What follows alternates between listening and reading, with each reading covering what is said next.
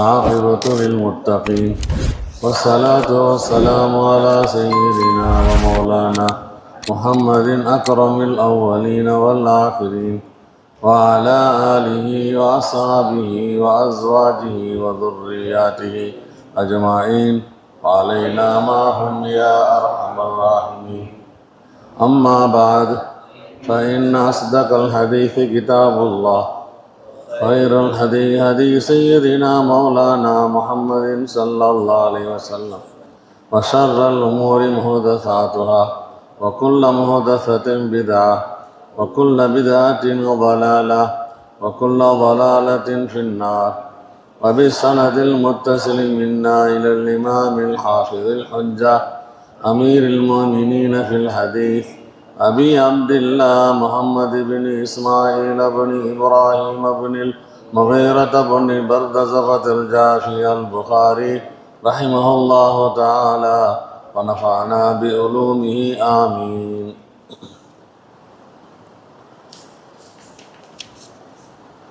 முனாஃபிக்குடைய அடையாளம் மூன்றுன்னு சொன்னான். இதா ஹத்தஸ கதப, பேசினால் பொய் பேசுவான். பொய் என்றால் நிகழ்வுக்கு மாற்றமானது. உட்கார்ந்தவனை நின்று கொண்டிருக்கிறான் சொல்கிறது, தொழாதவனை தொழுது விட்டான் என்று சொல்வது. எது நிகழ்வோ அதற்கு மாற்றமாக சொல்வது பொய். தெரிந்து புரிந்து பொய் சொல்வது பெரிய பாவத்தில் உள்ளதாக இருக்கிறது. வேண்டுமென்றே பொய் சொல்வது. ஒருத்தவன் விளங்கி இருக்கிறான் ஒரு தப்பு போய் ரைட்டாக,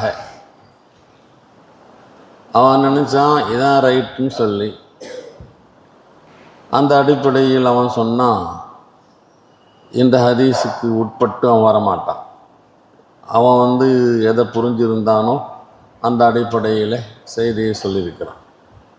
அதுக்கு பின்னால் தான் அவனுக்கு தெரியுது நம்ம நிகழ்வுக்கு மாற்றமாக பேசிட்டோமேன்னு சொல்லி. வைதாவாத ஹலஃப, வாக்கு கொடுக்கும்போதே நம்ம இதை நிறைவேற்றக்கூடாது, சும்மா சொல்லி வைப்போம், அப்போ தான் தப்பிக்க முடியும் என்கிற அடிப்படையில் வாக்கு கொடுக்குறான்.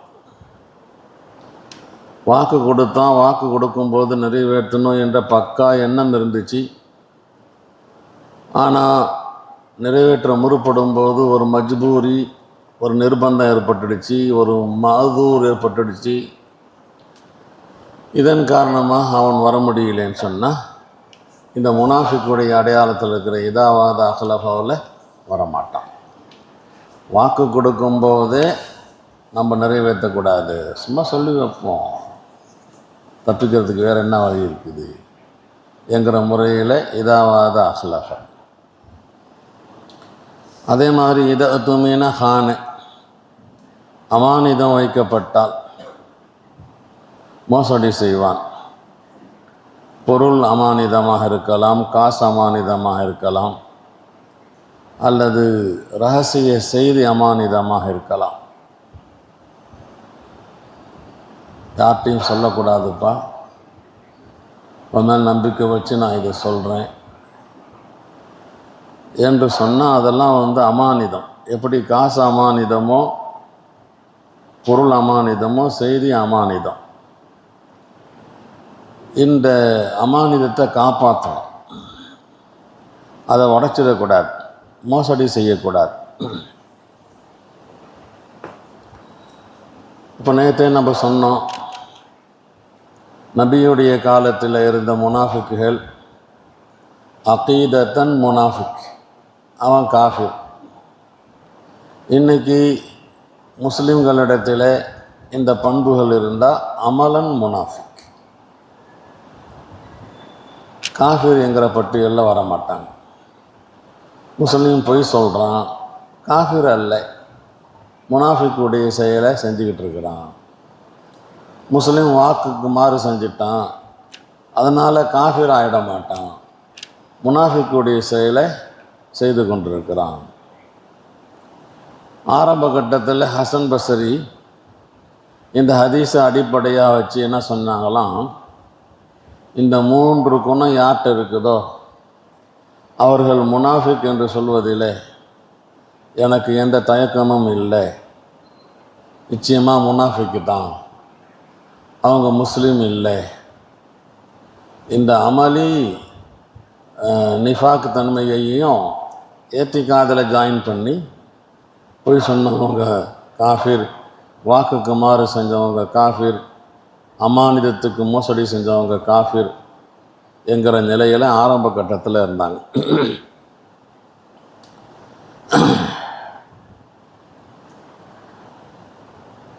ஒரு மனிதர் அத்தா என்கிற ஒரு தாபி இடத்திலே ஹசன் பஸ்ரி இப்படிப்பட்ட கொள்கையில் இருக்கிறாங்க, பொய் சொன்னவங்கெல்லாம் காஃபிருங்கிறாங்க, வாக்குக்கு மாறு செஞ்சவங்கள காஃபிருங்கிறாங்க. ஏனென்றால் நபி அவர்கள் அலாமத்துல் முனாஃபிக்கில் சொன்னதுனால இந்த தன்மை இருக்கிறதுனால காஃபிருங்கிறாங்க. அப்போ அத்தா சொன்னாங்களாம், நான் ஹசன் பஸ்ரிகிட்ட சலாம் சொன்னதா சொல்லிட்டு யூசுப் அலைஹிஸ்ஸலாமுடைய சகோதரர்கள் இருக்கிறாங்களே அந்த நிகழ்வை கொஞ்சம் ஞாபகப்படுத்தி பார்க்க சொல்லு. ஏண்டா அவங்களுடைய அந்த சரித்திரத்துலேயும் நிஃபாக்குடைய அந்த தன்மை வரும்.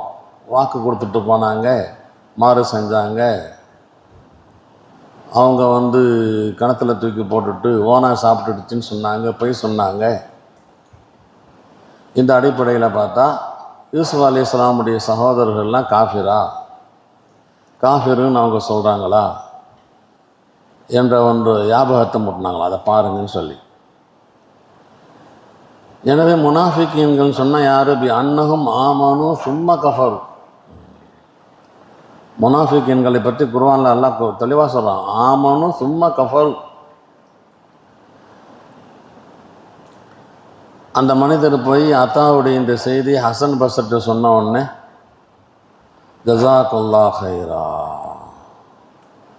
நல்லா விளக்கம் கொடுத்துட்டாங்க, நான் புரிஞ்சுக்கிட்டேன். இப்போது நிச்சயமாக யூசுஃபுடைய சகோதரர்கள்லாம் காஃபிர் அல்ல, ஆனால் நிஃபாக்குடைய அந்த அடையாளங்கள் அவங்கள்ட்ட இருந்துச்சுன்னு சொன்னாலும், எனவே அப்பொழுது தான் அவங்க முஸ்லீம்கள்லேயும் இந்த பண்புகள் இருந்தால் இந்த பண்புகள் இருப்பதின் காரணமாக அவங்க காஃபிராக ஆக மாட்டாங்கன்னு சொல்லி ருஜுவாயிட்டாங்களாம்.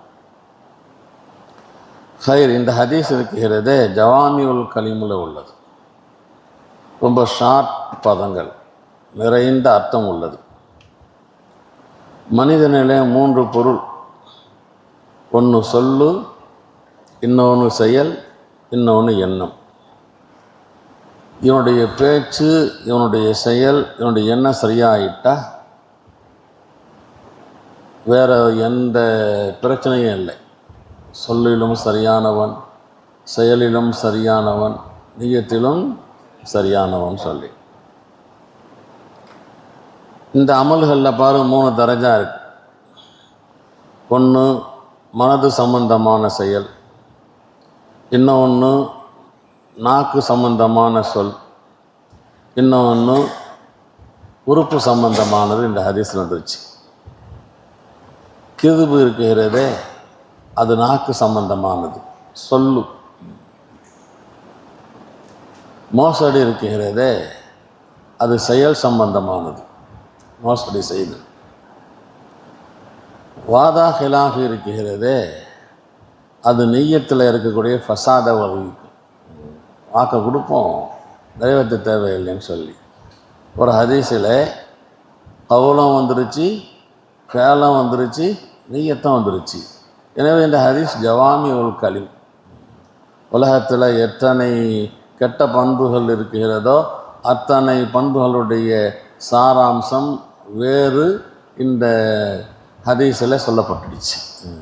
சொல் சம்பந்தமானதுலேயும் சுத்தமாக இருக்குது, செயல் சம்பந்தமானதிலையும் சுத்தமாக இரு, அடுத்து எண்ணம் சம்பந்தமானதிலையும் சுத்தமாக இரு.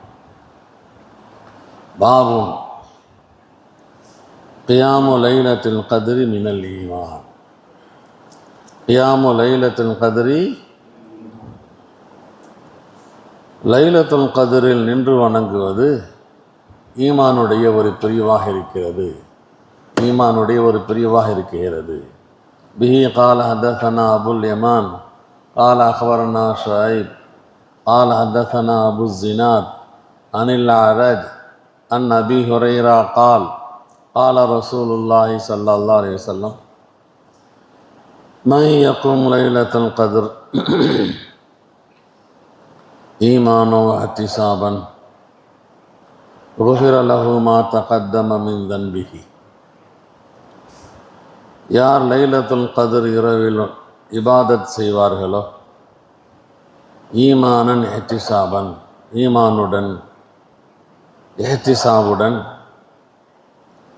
அவருடைய முந்தைய பாவங்கள் அவருக்கு மன்னிக்கப்படும். குஃபிர லஹு மா தகத்தம மின் தன்பிஹி.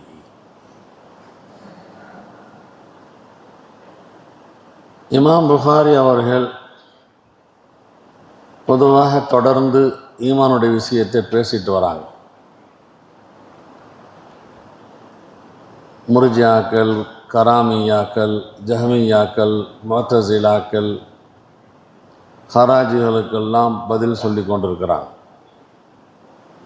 ஒரு கூட்டம் அமலே தேவையில்லைன்றுச்சு, இன்னொரு கூட்டம் அமல் இல்லைண்டா ஈமானே இல்லை காஃபிருன்றுச்சு. எனவே ரெண்டு பேருக்கும் தான் தர்தீத் செஞ்சிட்ருக்கிறாங்க. இப்போ இடையில் ஒரு 4 பாபு வேறு பாபுகள் வந்துருச்சு, ஈமான் சம்பந்தமான விஷயம் வராமல். என்ன, குஃப்ரானுல் அஷீர்னு ஒரு பாபு வந்துச்சு, அல் மாசி மின் அம்ரில் ஜாஹிலியான்னு ஒரு பாபு வந்துச்சு, லுல்முன் தூன லுல்மின் ஒரு பாபு வந்துச்சு, அலாமாத்துல் முனாஃபிக்குன்னு படித்தோம். இதெல்லாம் நேரடியாக ஈமான் சம்பந்தமான விஷயம் அல்ல. குஃப்ரான், மாசி, லுல்ம், அலாமாத்துல் முனாஃபிக் இடையில் ஜும்லா மோத்தரிலா மாதிரி 4 பாபை கொண்டு வந்துட்டாங்க. காரணம் என்னன்னு சொன்னால், அன்னல் அஷ்யாய தூரஃபு பி அலுதாதிஹா, ஒரு பொருளை நன்கு விளங்கணும்னு சொன்னால் அதனுடைய எதிர்ப்பதங்களை சொல்லி விளங்க வைப்பாங்க. ஆகவே ஈமான் சம்பந்தமான விஷயங்களை பேசிட்டு வரும்போது அதனுடைய லித்தில் இருக்கிற குஃப்ரான், மாசியத், லுல்ம், நிஃபாக் இப்படியா சொல்லி ஈமான்டா என்னான்னு புரிய வச்சுருக்கிறாங்க. புரியலேன்னு சொன்னால், எதிர்ப்பதத்தை சொன்னால் சீக்கிரமாக புரிஞ்சிடும். இப்போ லிம்னி அடிப்படையில், ஜும்லா மோத்தரிலா என்கிற அடிப்படையில் ஒரு 4 வேறு விஷயத்தை பேசிக்கிட்டு வந்தவங்க திரும்பவும் இப்போது ஈமானுடைய ஜுஸு, ஈமான் சம்பந்தமான விஷயத்துக்கு வந்துட்டாங்க. யாமு லைலத்துல் கத்ரி மினல் ஈமான். யாமு, இந்த 4 பாடத்துக்கு முன்னால் என்ன பாடம் இருக்குது? இஃப்ஷா உஸ் சலாம் மினல் இஸ்லாம் இருக்கு. இந்த 4 பாடத்துக்கு முன்னால் அந்த பாடத்துக்கும் இந்த பாடத்துக்கும் மத்தியில் உண்டான ரபுத்து என்னன்னு சொன்னால், இந்த லைலத்துல் கத்ரில் தனஸ்ஸலுல் மலாயிகத்து வர் ரூஹு ஃபீஹா பிஇذنி ரப்பிஹிம் மின் குல்லி அம்ரின் சலாம் ஹியாத்தா. சலாம், இந்த லைலத்துல் கத்ரில் சலாம் இருக்குது. இஃப்ஷா உஸ் சலாம், இங்கே லைலத்துல் கத்ரில் வானவர்கள்லாம் உலகம் பூரா சுற்றி யார் இபாதத்தில் ஈடுபட்டிருக்கிறாங்களோ அவங்களுக்கு சலாம் சொல்கிறாங்க இருக்குது. எனவே இந்த பாபுக்கும் அந்த பாபுக்கு மத்தியில் உண்டான அந்த ஜோடு, அந்த ரபுத்து ஏற்பட்டுடுச்சு.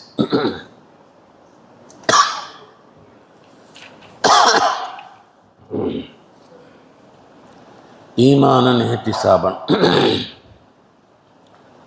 எந்த அமலாக இருந்தாலும் ஈமான் தேவை. ஈமான் இல்லாமல் அமல் அறவே இல்லை. முதல் ஷரத் இஹ்திசாபன், அமலை செய்வது தவாபை பெற வேண்டும் என்ற நோக்கத்தில் அமல் செய்யணும். ஏத்திசாபன் தவாபை பெறுவதற்காக அல்லாஹுவை உடைய கட்டளையை ஏற்றுக்கொண்டு என்கிற பொருள் வரும். ஈமான் எந்த அளவுக்குன்னு சொன்னால், மஸலுல்லதீன கஃபரு பி ரப்பிஹிம் ஆமாலுஹும் கரமாதின் இஸ்தத்தத் பிஹிர் ரீஹ் ஃபீ யௌமின் நாஸிஃப். காஃபிர்களுடைய செயல்கள்லாம் காற்றில் பறக்கும் சாம்பலை போல என்று சொல்லிட்டான். எவ்வளவு பெரிய டாப்பான அமல் செஞ்சாலும் அந்த அமலுக்கு எந்த மதிப்பும் இல்லை, அது தூசுக்கு சமம், குப்பைக்கு சமம் என்ற ஆயத்தை சொல்லிடுச்சு. எனவே ஈமான் ரொம்ப பெரிய முக்கியம், சின்ன அமலாக இருந்தாலும் பெரிய அமலாக இருந்தாலும். இன்னொரு ஆயத்தில் அல்லாஹ் சொல்லுவான், வல்லதீன கஃபரு அமாலுஹும், காஃபிர்களுடைய அமல்கள் கசராபின் பிகிஅத்தின், வனாந்தரத்திலே தோன்றும் காணலை போல, காணல் நீர். கசராபின் பிகிஅத்தின் யஹ்சபுஹுல் லம்ஆனு மாஆ, தாகைத்தவர்கள் அதை தண்ணீர் என்று நினைத்து கொண்டு போய் அங்கே தண்ணீர் இருக்குன்னு பார்ப்பாங்க. ஹத்தா இதா ஜாஹு லம் யஜிதுஹு ஷைஆ. இப்போ காஃபிர்கள் செய்யக்கூடியது பேரோடோ புகழோடோ பாராட்டோடோ, ஜனங்கள்லாம் ரொம்ப பெரிய மாலை போட்டு துண்டு போட்டு அதை செஞ்சு இதை செஞ்சு அவ்வளோ பெரிய மதிப்பு கொடுப்பாங்க. நாளைக்கு அல்லாஹ் இடத்துல போனால் அங்கே ஒன்றும் கிடைக்காது. எனவே ஈமானன் இஹ்திசாபன் என்பது இருக்கிறதே, எல்லா அமல்லையும் இந்த இபாதத் ரமலானுடைய இபாதத்துக்கு மட்டுமல்ல, அல்லாஹ்வுக்காக செய்கிறேன், அல்லாஹுடைய கட்டளைக்கு கீழ்ப்பணிந்து செய்கிறேன் என்றும் அல்லாஹ் இடத்தில் எனக்கு சவாப் இருக்குகிறதுன்னு சொல்லி. ரெண்டாவது கயிறு வந்து இஹ்திசாபன், சவாபை நாடி. சாலிஹான அமல் ஆட்டோமேட்டிக்காக சவாபு கிடைக்கும். மாற்று எண்ணங்கள் எதுவும் இல்லைன்னு சொன்னாலும் அல்லாஹ்வுக்காக செய்யும்போது நிச்சயமாக சவாபு கிடைக்கும். இருந்தும் கூட இஹ்திசாபன் என்கிற நிய்யத்து வரணுங்கிறாங்க. அது ஒரு தனி அமல். தொழுகிறேன் நிய்யத்து, அல்லாஹ்வுக்காக தொழுகிறேன் நிய்யத்து, அது சவாபை பெறுவதற்காகன்னு சொன்னால் அதற்குன்னு ஒரு சவாபு இருக்குதான், அதற்குண்டு. எனவே அமல் செய்யும்போது நான் செய்யக்கூடிய இந்த அமலுக்கு என்ன சவாபுகள் கிடைக்கும் என்ற அந்த தசவுர், அந்த சிந்தனை வரணும்.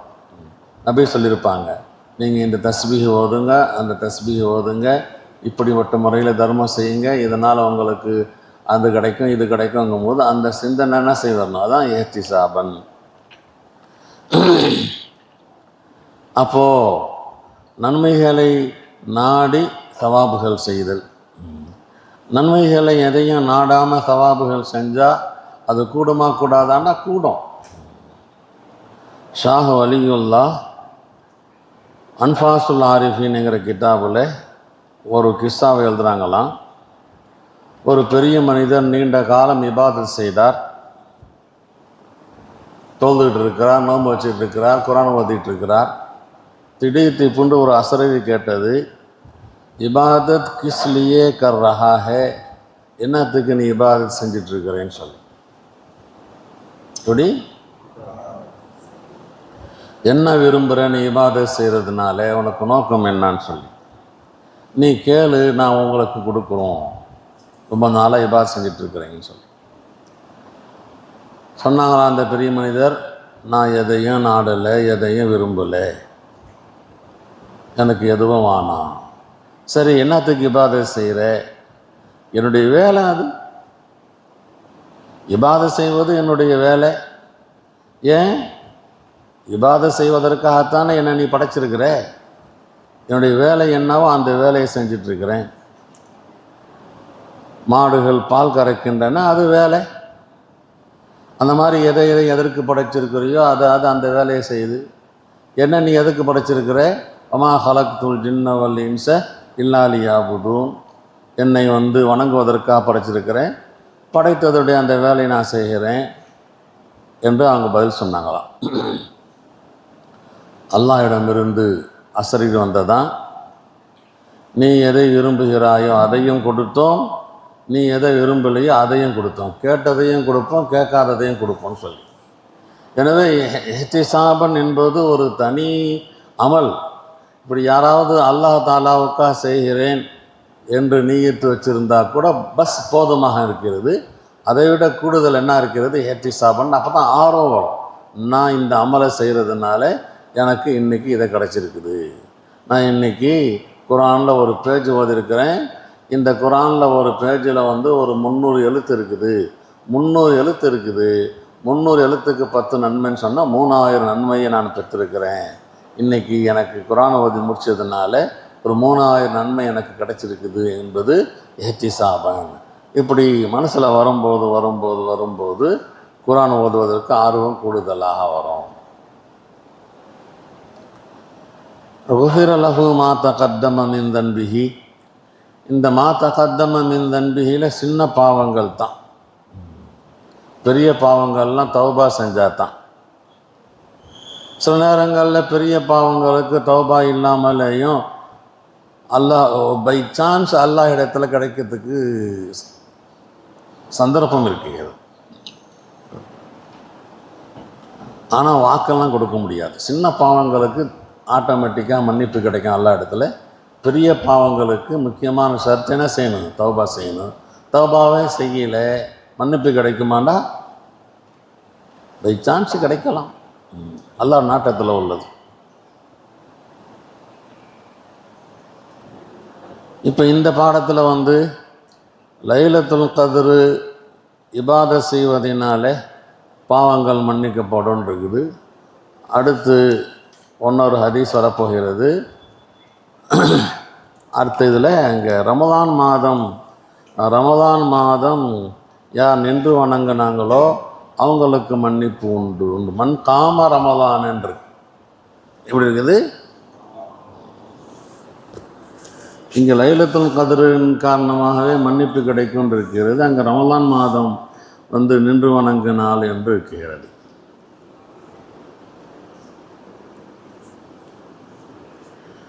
அப்போது லைலத்துல் கத்ரினாலேயே மன்னிக்கப்படுகிறதுன்னு சொன்னால், ரமலான் மாதம்னா நோன்பு வைக்கிறதுனால மன்னிக்கப்படுகிறதுனா, லைலத்துல் கத்ர் குறிப்பில்லாதது. ரமலான் மாதம் பூரா வணங்கினா தான் உனக்கு லைலத்துல் கத்ர் கிடைக்கும். ஏன்னா தயின் இல்லைங்கிறதுனால அந்த ரமலான் மாதம் யார் நின்று வணங்கினார்களோ என்கிற ஹதீஸுக்கு சொல்லணும். அந்த ரமலான் மாதத்துடைய பூராவையும் இபாதத் செய்வது எதற்காக? லைலத்துல் கத்ரை பெறுவதற்காக.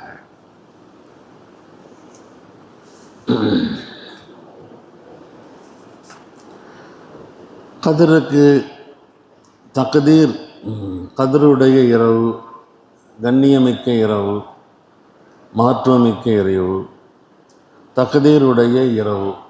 தக்தீருடைய இரவு என்கிற பொருளும் இதுக்கு கொடுக்கலாம். அல்லாஹ் ஜல்லஷானு வ தஆலா ஒரு ஆண்டுக்கு உண்டான பட்டியலை தயாரித்து வானவர்களை கொண்டு தான் உலகத்தை நடத்திட்டு இருக்கிறான். அவர்களிடத்திலே லைலத்துல் கத்ரில் ஒப்படைக்குகிறான். எனவே தக்தீருடைய இரவு, விதியின் இரவு, அவர்களிடத்தில் அந்த பட்ஜெட் கொடுக்கப்படுகிறது என்ற அடிப்படையில் அந்த அர்த்தமும் கொடுக்கலாம். ஒன்று இஸ்ஸத் அலுமத், கண்ணியமிக்க இரவு, 1000 இரவு மாதங்களை விட ரொம்ப கண்ணியமானது, சிறப்பானது. பாபுன் அல் ஜிஹாது மினல் ஈமான். ஜிஹாது செய்வது ஈமானில் உள்ளது. ஜிஹாது செய்வதும் ஈமானில் உண்டான ஒரு பிரிவு. பிஹி قال حدثنا حرمي بن حفص قال حدثنا عبد الواحد قال حدثنا عمارة قال حدثنا أبو زرعة ابن عمرو بن جرير قال سمعت أبا هريرة عن النبي صلى الله عليه وسلم قال انتدب الله عز وجل. இன்ததப என்றால் தகஃபல, அல்லாஹ் பொறுப்பேற்று கொண்டான். அல்லாஹ் இன் ததவல்லாஹு அஸ்ஸவஜல் லிமன் ஹரஜ ஃபீ சபீலிஹி, அவனுடைய பாதையில் யார் புறப்பட்டாரோ அவனுக்கு லா யுஹ்ரிஜுஹு இல்லா ஈமானுன் பி, என்னை கொண்டு அவன் ஈமான் கொண்டதை தவிர அவனை வெளியே புறப்படச் செய்திருக்காது. வதஸ்தீகுன் பிருசுலி, என்னுடைய தூதர்களை கொண்டு உண்மைப்படுத்துவதை தவிர அவனை வெளிப்படுத்தியிருக்காது. இந்த நிலையில் யார் புறப்பட்டாவோ, அதாவது இஹ்லாசன், அல்லாஹ்வுக்காக, அல்லாஹுடைய தூதருடைய கட்டளைக்காக யார் புறப்பட்டார்களோ அவர்களுக்கு பொறுப்பேற்று கொண்டான். அன் அர்ஜி அஹு பிமா நால மின் அஜ்ரின், எப்படி? அன் அர்ஜி அஹு பிமா நால மின் அஜ்ரின் அவ் கனிமத்தின், கூலியிலிருந்து அல்லது கனிமத்து பொருளிலிருந்து எதை பெற்று கொண்டானோ அதை கொண்டு அவனை நான் மீட்டுவேன் என்று. அவ் உதுகிலஹுல் ஜன்னா, அல்லது சொர்க்கலோகத்தில் அவனை நான் நுழைய வைப்பேன் என்று. என் பொறுப்புண்டுட்டான். நீ ஃபீ சபீலில்லாஹ்ல புறப்பட்டுட்ட, நீ ஹயாத்தா வரன்னு சொன்னால் அஜ்ரு கொடுத்து கனிமத்து கொடுத்து உன்னை வீட்டுக்கு கொண்டு வருவேன். நீ ஷஹீத் ஆகிட்டேன்னா நேராக சொர்க்கலோகத்தை கொண்டு போயிடுவேன். அது என்னுடைய பொறுப்பு. வலவுலா அன் அசுக்க அலா உம்மத்தி, என்னுடைய உம்மத்துக்கு மட்டும் நான் சிரமம் கொடுக்க மாட்டேன் என்று இருந்தால், மா கஅத்து ஹல்ஃப சரியத்தின், எந்த படையும் அனுப்பிவிட்டு நான் அமர்ந்திருக்க மாட்டேன். நானும் ஒவ்வொரு படை போகும்போதும் ஒவ்வொரு சரியத்து போகும்போதும் அவங்களோட போயிருப்பேன். நான் அப்படி போயிட்டா உம்மத்துக்கு சிரமம் வந்துடுமே என்பதனால தான் சில நேரங்களில் நான் போய் மற்ற நேரங்கள்லாம் சஹாபாக்களை அனுப்பிட்டுருக்கிறேன்.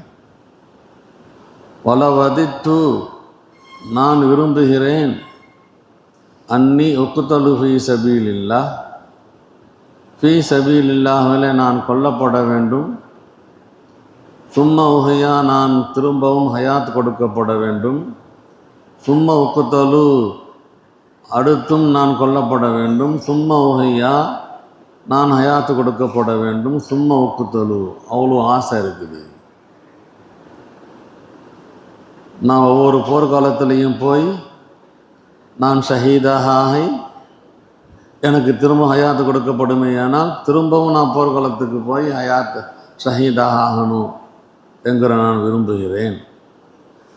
ஆனால் நான் ஒவ்வொரு படைக்கும் போகும்போதும் தலைமை தாங்கி போக முடியறதில்லை. நான் போனேன்னு சொன்ன நிலைமை என்ன, என் உம்மத்து கஷ்டப்பட்டுருவாங்க, என் உம்மத்துக்கு கஷ்டம் ஏற்பட்டுடும்.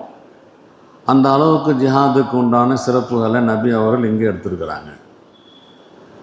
ஒன்று அல்லாஹ் ஜல்ல ஷானு வ தஆலா பொறுப்பேற்று கொண்டுட்டான். யாரும் ஃபைலாக போக மாட்டீங்க. ஃபீ சபீலில்லாஹ்ல போன யாருமே, ஆனால் ஃபீ சபீலில்லாஹ்ல போகிறது ஹாலிசன் இருக்கணும். இன்னும் ஹாலிசனுக்கு அர்த்தம் எங்கே இருக்குது? லா யுஹ்ரிஜுஹு இல்லா ஈமானுன் பி வ தஸ்தீகுன் பிர் ருசுல் இருக்கணும். இருந்துச்சுன்னு சொன்னால் ஒன்று நிறைய கூலியோடோ காசு பணத்தோடு ஊருக்கு வருவீங்க. அப்படி இல்லைண்டா ஷஹீதாகி சொர்க்கலோகத்துக்கு போவீங்க. முடிஞ்சு போச்சா? அடுத்து ரசூலுல்லாஹ் சொல்கிறாங்க, ஒவ்வொரு படையோடும் நான் போகணும்னு விரும்புகிறேன். ஆனால் நான் போனேன்டா என் உம்மத்து கஷ்டப்படுமே என்பதற்காக நான் போகலை. அந்த விருப்பத்தை சொல்கிறாங்க. ஷஹீதாகணும், ஹயாத்தாக்கப்படணும், ஷஹீதாகணும், ஹயாத்தாக்கப்படணும், ஷஹீதாகணும்னு சொல்லி.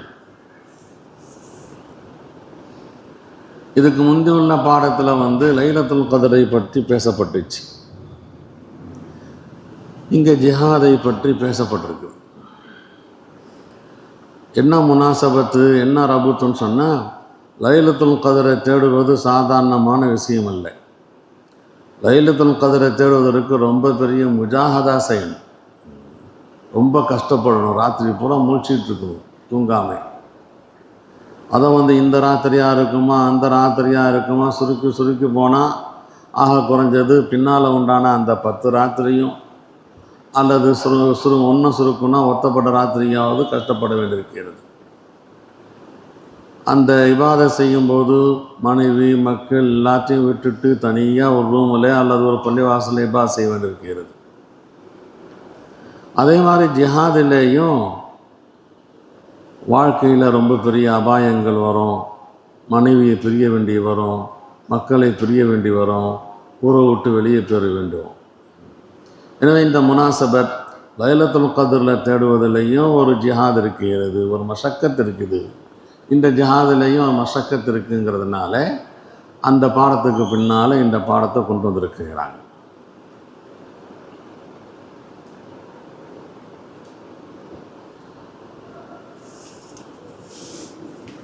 ஜிஹாத் 2 வகையில் இருக்கிறது.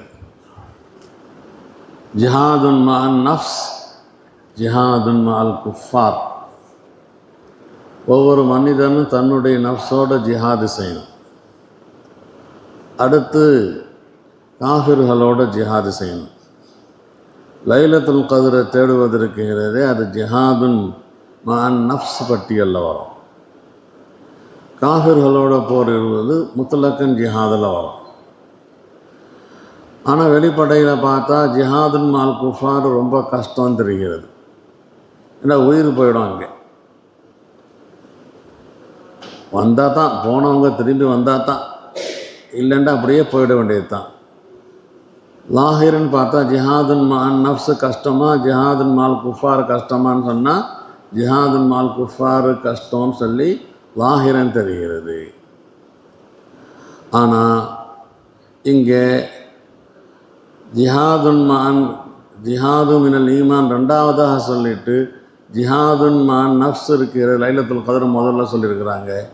இமாம் புகாரி அதுக்கு முதலிடம் கொடுத்துருக்குறாங்க. எது ரொம்ப கஷ்டமோ அதுக்கு 2வது இடம் கொடுத்துருக்குறாங்க. ஒரு இஷ்கால் வருது, அதுக்கு ஜவாப் சொல்கிறாங்க, ஜிஹாது மஅன் நஃப்ஸ் தான் கஷ்டத்திலும் கஷ்டம். 24 மணி நேரமும் நஃப்ஸோட போரிடணும். காஃபிர்களோட போரிடுறது இருக்குது, மாதத்துக்கு ஒரு தடவையோ வருஷத்துக்கு ஒரு தடவையோ வரும், போகலாம் வரலாம். ஆனால் ஜிஹாதுன் மஅன் நஃப்ஸ் ஒவ்வொரு நொடியிலும் ஒவ்வொரு செயலிலும் அல்லாஹ் என்ன சொல்கிறான், நபி என்ன சொல்கிறாங்க, நான் இதை செய்யலாமா செய்யக்கூடாதா, நஃப்ஸ் விரும்புகிறதேன்னு சொல்லி நஃப்ஸோட போரிட்டு மார்க்கத்துக்கு முரணா சொன்னால் நஃப்ஸ் பேச்சை கேட்காம செயல்படுவது இருக்கிறது. இதுதான் ரொம்ப பெரிய கஷ்டமாக இருக்கிறது. அல் முஜாஹிது மன் ஜாஹத நஃப்ஸஹுண்டான். உண்மையில் முஜாஹிது யாருன்னு சொன்னால் யார் தன்னுடைய நஃப்ஸோடு போரிடுறாங்களோ அவங்க தான் உண்மையான முஜாஹித், காமில் முஜாஹிதுங்கிறாங்க. எனவே காஃபிர்களோடு போரிடுவதை விட நஃப்ஸோடு போரிடுவது கஷ்டத்திலும் கஷ்டம். நஃப்ஸோடு போரிடுவது ஜிஹாதே ஆலா.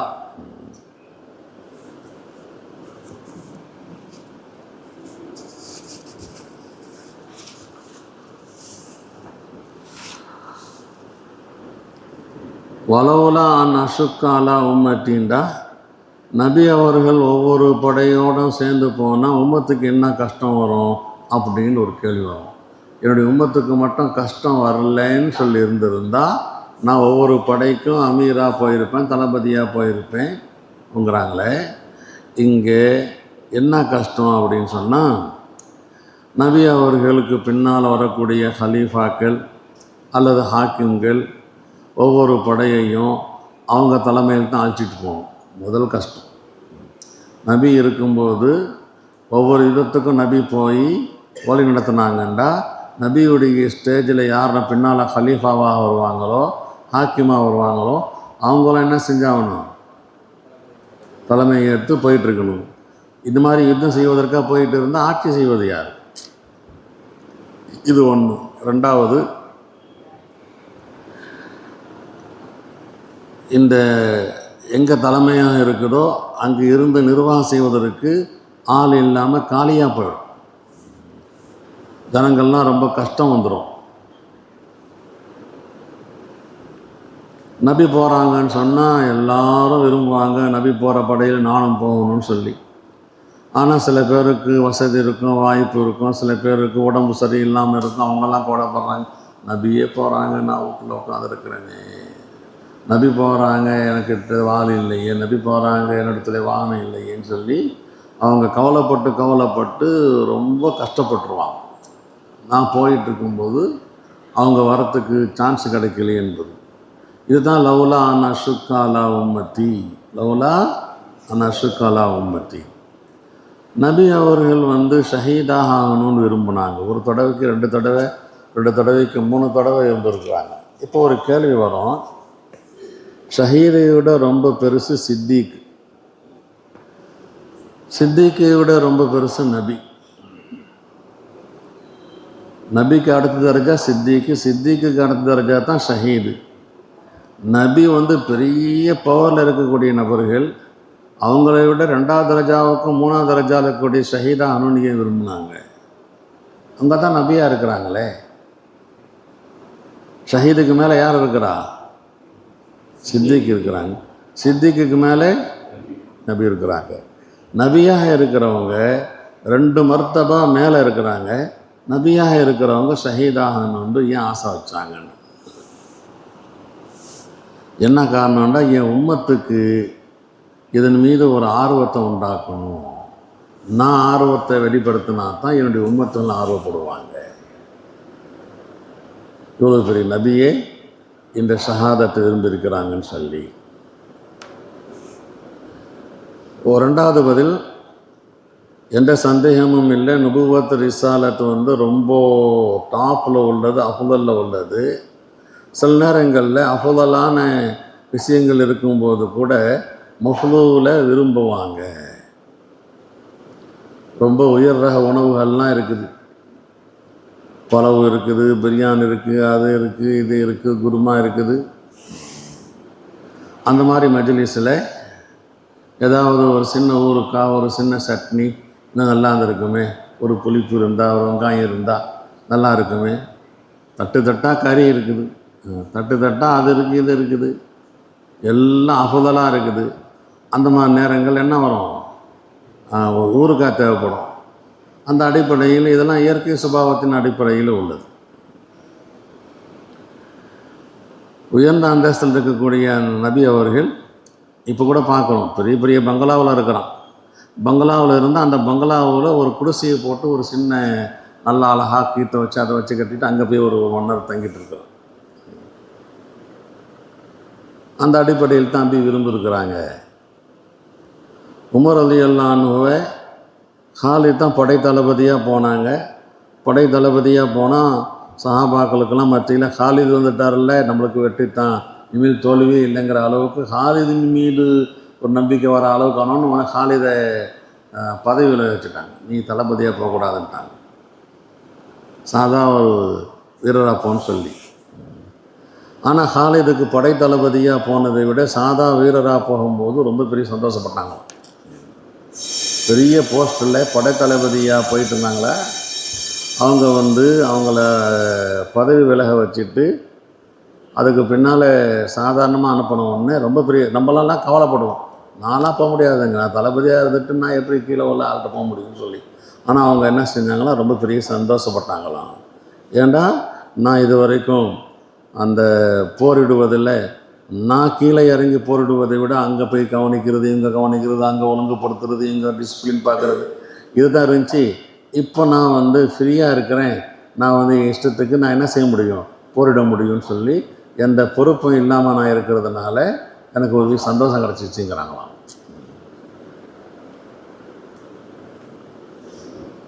சுப்ஹானல்லாஹி பிஹம்திஹி, சுப்ஹானக்கல்லாஹும்ம பிஹம்திக், அஷ்ஹது அல்லா இலாஹா இல்லா அன்த, நஸ்தக்ஃபிருக.